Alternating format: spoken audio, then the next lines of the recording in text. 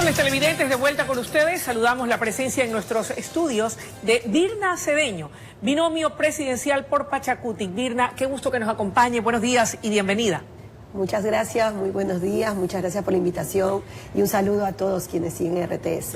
Virna, como bióloga de profesión y con un PhD en biotecnología molecular, según tengo en los datos, su nombre ha estado siempre ligado a la investigación científica y a la academia. ¿Qué lleva a Virna Cedeño a dar ese salto a la política?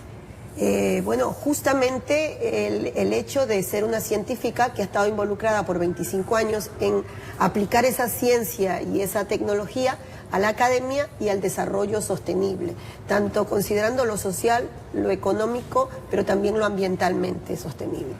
Y de alguna manera, durante muchos años, intentando que eso sea asentado en el desarrollo del país. Lastimosamente siempre ha sido muy difícil a nivel de autoridades nacionales, locales, y hemos tenido, lo digo hemos porque somos un grupo científico, durante muchos años en América Latina, en África y en Asia, hacer aquello que quisiéramos hacer. Y justamente la propuesta del movimiento Pachacutic, de Yacu Pérez, de todo el consejo político realmente de Pachacutic, encontramos un complemento perfecto. O sea, no es una candidatura puesta simplemente para llenar un binomio, sino un complemento entre lo político, lo técnico y científico. ¿Había ya algún acercamiento en el pasado con Pachacutic y con Yacu Pérez? No, para nada. Realmente lo seguía mucho al movimiento indígena, muchas las reivindicaciones durante toda mi vida. Igualmente a Yacu Pérez, y eso pues pero me conectaron por una propuesta de Jorge Rodríguez, expresidente de la Comisión Nacional Anticorrupción, que propusieron mi candidatura. Virna, en algún momento, hace pocos meses atrás, tuve la oportunidad de conversar con doña Dainet Sosa, quien usted debe conocer perfectamente. Ella es directora del CIBE, de la ESPOL, este centro de investigación. Y yo le preguntaba a ella cómo andaba el Ecuador en materia de apoyo por parte del Estado a lo que es el tema de la investigación científica. Y ella me dijo que era muy poco el apoyo. ¿Es esto verdad? Totalmente cierto. Estamos entre los países más bajos de inversión en ciencia y tecnología en Latinoamérica, y pues no digamos del mundo entero. Debemos estar en un 0.4% del PIB en inversión, lo cual es malísimo, incluso bajo para los mismos países de América Latina. Con Virna en la vicepresidencia de la República, ¿podría cambiarse esta realidad? ¿Y qué ganaría el país invirtiendo más en la investigación científica y en la tecnología? Un país que no invierte en ciencia y tecnología no desarrolla. La innovación tecnológica, el desarrollo está basado en el conocimiento. El conocimiento se genera con investigación, en inversión en ciencia y tecnología. Esa innovación es el resultado del conocimiento para mejorar producción. Si no tenemos conocimiento, no mejoramos en producción y no vamos a innovación.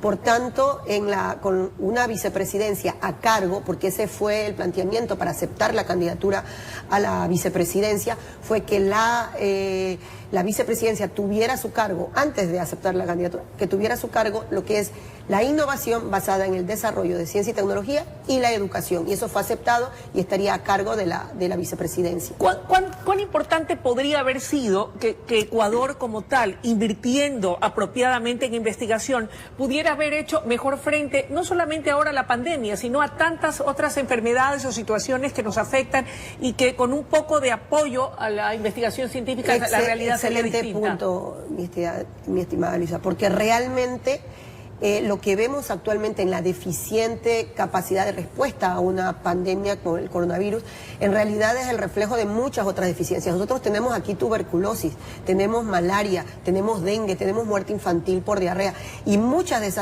esas problemáticas con una buena gestión de ciencia y tecnología la podemos responder muy bien. Además, no solo en el campo de la salud, también en el campo de las producciones agrícolas. Nuestro país, un gran productor de diversas productos agrícolas, acuícolas, está en un retraso científico y tecnológico terrible. Y solo le acoto algo, que es tal el problema que además lo poco que podría estar destinado a ciencia y tecnología, no hay una transparencia en esa asignación, no hay concursos, no hay programas de ciencia y tecnología que permitan una sinergia entre la academia, entre la empresa privada, entre las instituciones públicas. Virna, hacia allá iba orientada también mi siguiente pregunta. ¿Cuánto del presupuesto general del Estado cree usted, a conciencia, como investigadora, como científica, debiera invertirse en el país? ¿Cuánto requiere? Mire, realmente dentro de una estrategia estrategia muy interesante. De ese 0.4% del PIB que tenemos, deberíamos al menos subirlo al doble. Deberíamos de tener un 0.8, 1%. Chile creo que está en el 1.2% del Aún PIB. así seguiríamos bajos. O sea, dentro de Latinoamérica, si nos comparamos ya con los países, normalmente deberíamos estar en el 2% de inversión en ciencia y tecnología para realmente estar en esa parte de innovación que se refleje. Y ojo, que es importante resaltar, la ciencia y la tecnología no es una cuestión para los científicos, es una cuestión para el desarrollo de un país. Virna, otro de los temas que a usted le interesa, y hay el compromiso de que se hará cargo, es el tema de la educación. En pocas palabras, ¿cuál es el diagnóstico de la situación de la educación pública en el Ecuador en todos sus estamentos? Escolaridad, bachillerato y educación superior. Justamente el término es, ¿cuál es el estado de educación pública? Malo. Nuestra educación pública se ha perdido y debemos darle un vuelco. La educación pública debe ser la mejor, debe ser el referente en un país. ¿Qué hacer? Justamente, ¿qué vamos a hacer? En primer lugar, trabajar en los tres niveles, en no afectar el presupuesto de educación. No podemos bajar el presupuesto de educación, debe más bien ser incrementado, fortalecer ese presupuesto, no sacrificarlo, al igual que el de salud. Y trabajar en los tres niveles, en escuelas primarias, secundarias y en universidad, en capacitación de profesores. Debemos cuidar a nuestros maestros. Nuestros maestros son los principales responsables de direccionar a nuestros futuros profesionales. Virna, sin embargo, estamos enfrentando una realidad que está latente y es la de la pandemia, lo que nos impide el retorno presencial a clases. ¿Qué hacer en ese caso? Porque se habla de que hay que fortalecer la conectividad, pero en muchos lugares de nuestro territorio no hay ni siquiera servicios básicos como agua, menos conectividad. Efectivamente, hay un trabajo fuerte a hacer considerando el tiempo de pandemia en el tema conectividad. Vamos a trabajar en fortalecer esa justamente conectividad en los sectores, en las escuelas y colegios públicos para que tengan ese acceso, y en las zonas en particular rurales donde cada vez están más desconectados de esa educación, donde hemos tenido una catástrofe con el tema de pandemia. Y en ese sentido, ¿qué ofrecer a los bachilleres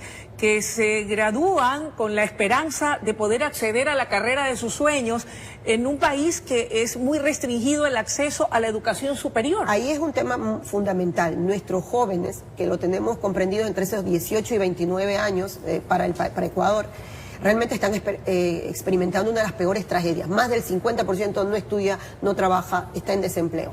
Vamos a trabajar, por una parte, no podemos sacrificar continuar victimizando a aquellos que son el resultado de un deficiente sistema educativo secundario y primario y que ahora los seleccionamos para entrar a la universidad.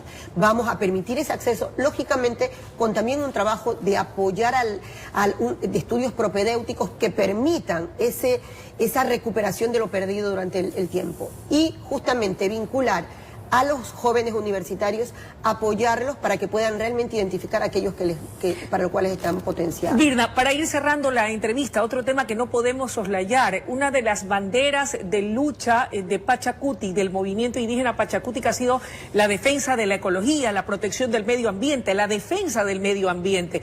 ¿Qué poder hacer? Digo esto a propósito de que la Comisión de Biodiversidad de la Asamblea Nacional, por ejemplo, está convocando, ha llamado a 3 ministros de Estado para que respondan por los hechos que se suscitaran en Esmeraldas como consecuencia de la minería. Hay graves daños a la ecología y al medio ambiente de ese sector del país, y no es el único. Eso es lo que iba a decir, realmente no es el único. Estamos esta semana con el tema de Tenguel, ese derrame terrible de relaves de Acción Minera, gente que está muriendo y enferma, es el país entero.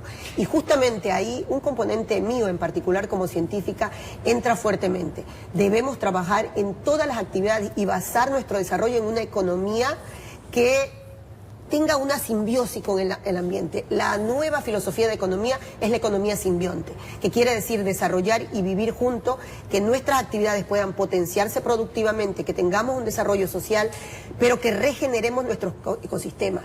No podemos seguir contaminando, no podemos estar en un espacio que nuestra actividad humana ocasiona una destrucción del ambiente que al final se vuelve. Si nosotros no cuidamos el ambiente, nos terminaremos afectando a nosotros mismos. Mirna, ¿está en contra entonces de la actividad extractivista minera? De la manera en que se lleva en nuestro país y con todos los actos de corrupción, sí. No es posible que todo lo que se haya hecho y se hace, la actividad minera ni siquiera se revierte en nuestro desarrollo social. Los lugares en donde hay mayor actividad extractivista minera es donde mayor problemas sociales hay, delincuencia, falta de educación, salud. Y además, en general, lo que ingresa se va afuera. Miren el campo Sacha, ahorita, y eso es una cuestión que debe todos los ciudadanos que están escuchando en estos momentos estar atentos. Están negociando nuestro campo Sacha, lo están pasando ya. ¿Y ahí qué pasa? Seguimos destruyendo nuestro ambiente, pero no se revierte en el desarrollo de este país, se lo llevan afuera los recursos. ¿Habría que implementar entonces la llamada minería responsable? Por una parte, lo que vamos a hacer es auditar todos esos procesos, todas esas entregas y esos contratos mineros para ver cómo cumplieron incluso los estudios de impacto ambiental que no confiamos. Pero además hay un aspecto fundamental que le decimos a la ciudadanía. Yo como científica, que hemos trabajado en muchos lados, vamos a fortalecer nuestra valorización de biodiversidad. En nuestros recursos, nuestro conocimiento ancestral está basado en las medicinas que tenemos, en nuestra flora, en nuestra fauna, pero hay un recurso fundamental que la farmacéutica internacional está atrás y que si nosotros nos desarrollamos, se lo llevan y nos regresan una botellita súper cara o no tenemos acceso. Nosotros vamos a trabajar, y no lo digo por ahora, hemos trabajado en otros países, en valorizar biodiversidad donde están las grandes moléculas antitumorales, antidepresivas. Ahí está nuestra riqueza, que no solamente nos permite aprovechar esa biodiversidad, sino protegerla también. Porque una vez que vemos que ahí están los recursos para proteger nuestra salud, vamos a protegerla también. Gracias, Mirna, por su presencia y su comparecencia esta mañana aquí en este espacio informativo. Éxitos. Muchísimas gracias. Amigos televidentes, ha sido la intervención de Mirna Cedeño, binomio presidencial de Pachacuti. Es momento de ir a una breve pausa y enseguida volvemos con mucho más en la noticia en la comunidad. Una pausa y ya regresamos.